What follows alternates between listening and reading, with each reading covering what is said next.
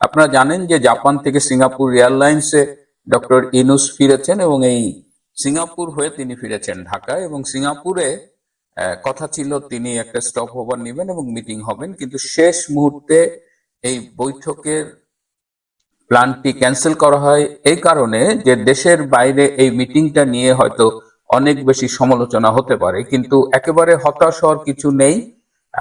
London থেকে বিএনপির ভারপ্রাপ্ত চেয়ারম্যান তারেক রহমান ডক্টর ইউনূসের সাথে ফোনে কথা বলেছেন। তিনি গতকাল জাপানে সকাল ভোর 5টা 4 মিনিট থেকে 5টা 24 মিনিট পর্যন্ত প্রায় 20 মিনিট ডক্টর ইউনূসের সাথে কথা বলেছেন।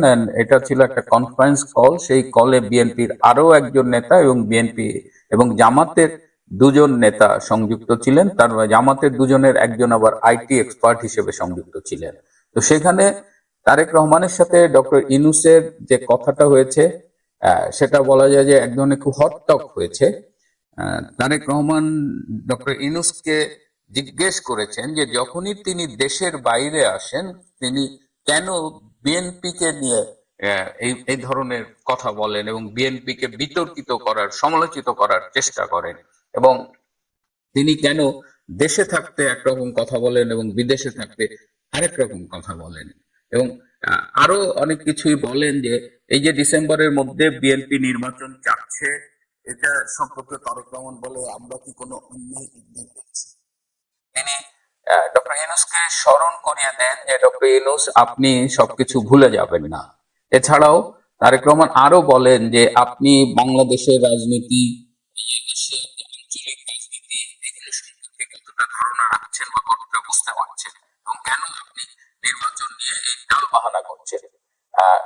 এদিকে ডক্টর ইউনূসও কিছু কথা বলেন। ডক্টর ইউনূস বলেন যে কেন আপনারা নির্বাচন নিয়ে এত বাড়াবাড়ি করছেন এবং গত 9-10 মাসে আপনার দল সারা বাংলাদেশে কি ভূমিকা রেখেছে, এই যে সারা দেশের মানুষ আপনার দলের উপরে যে ক্ষুব্ধ আপনি কি এটা জানেন, এবং আপনাদের এই বাড়াবাড়ির কারণে শেখ হাসিনা বলা যায় অনেকটা দেশে ঢুকেই আছেন, দেশে চলে আসছেন প্রায়।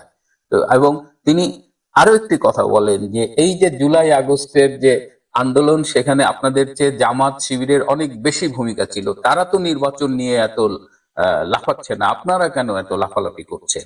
তো এই এই পর্যায়ে তাদের কথাবার্তা মানে ইট ওয়াজ হট, ভেরি হট।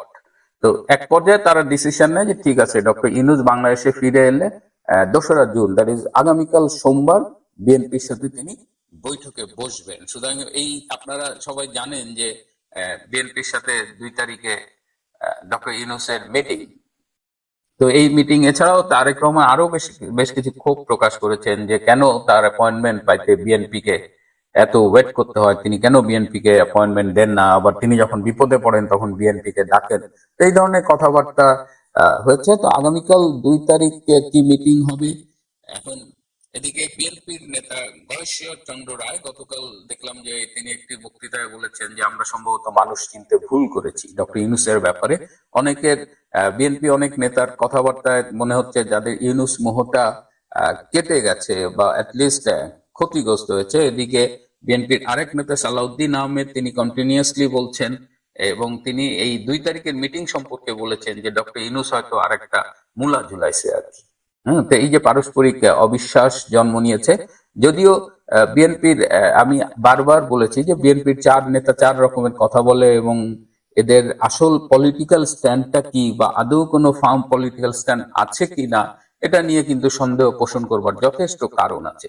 যাই হোক, 2 তারিখে মিটিং, বিএনপির কিছু নেতার কথাবার্তা যেটা মনে হচ্ছে যে বিএনপি অনেকটা সংশয় নিয়ে এই মিটিং এ যাবেন।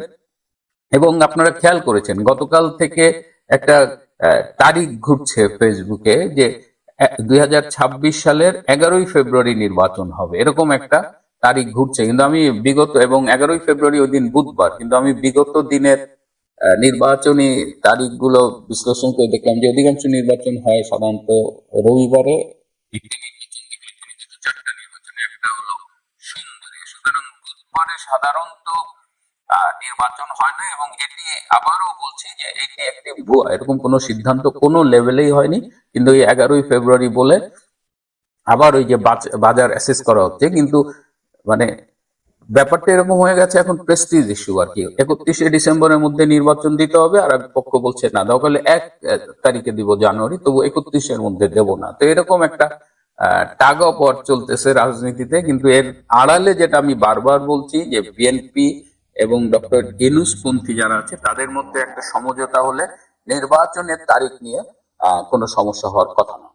বাজারে আরো গুজব ছড়ানো হচ্ছে যে এই জাতীয় সরকার করা হবে, যেখানে ইউনূস রাষ্ট্রপতি, তারেক রহমান প্রধানমন্ত্রী, জামাতের আমির উপপ্রধানমন্ত্রী, সেখানে কোনো মন্ত্রী থাকবে না, 25% সিট বিএনপি নেবে, 20% সিট জামাত নেবে, 15% সিট এনসিপি নেবে। এই সবই ইউনূসের পক্ষ থেকে প্রচারণা আর কি এরা চালাচ্ছে, এবং এনসিপি বিভিন্ন সময় বিএনপির সাথে ধর্ণা দিচ্ছে, তাদের 100 সিট চাই, এবং এটা নিয়ে অনেক মুখরোচক গল্প বাজারে ছড়িয়ে গেছে।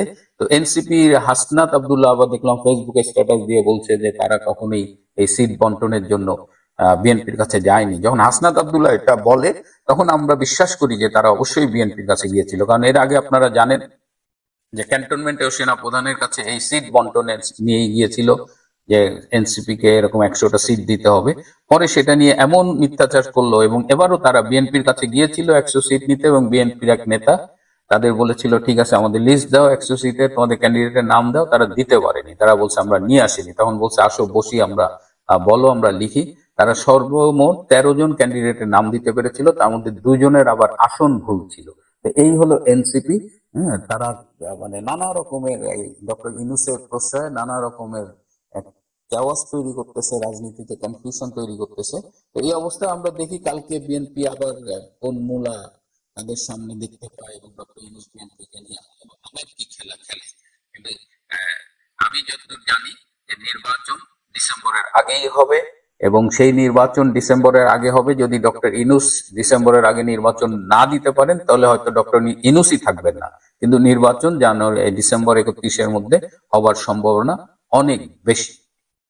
এছাড়া এদিকে আমি সিঙ্গাপুর সাংগারিলার ডায়ালগের ব্যাপারে আপনাদের বলে আসছি। সেখানে আমাদের যে নিরাপত্তা উপদেষ্টা ডক্টর খলিল খুব ব্যস্ত সময় কাটাচ্ছেন।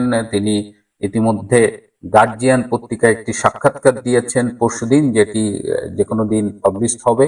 গতকাল তিনি ঢাকাস্থ সাবেক মার্কিন রাষ্ট্রদূত পিটার হাসের সাথে একটি গোপন মিটিং করেছেন।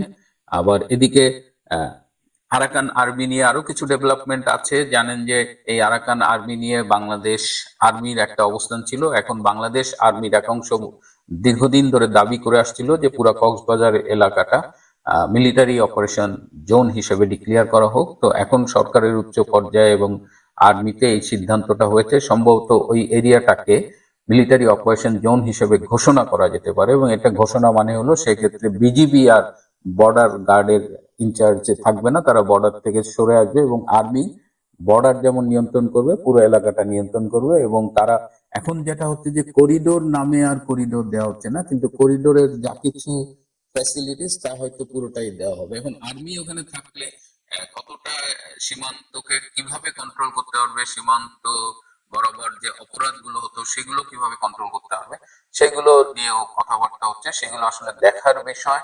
আর এদিকে আমেরিকা দৃশ্যমান ভাবে না থাকলেও পুরোপুরি সেখানে আছে, এবং তারা আরাকান আর্মিকে সম্পূর্ণ ব্যাক দিয়ে যাচ্ছে। তারা যে কোনো অবস্থায় চায় যে আরাকান আর্মির মাধ্যমে এই রাখাইন রাজ্যটাকে দখল করতে।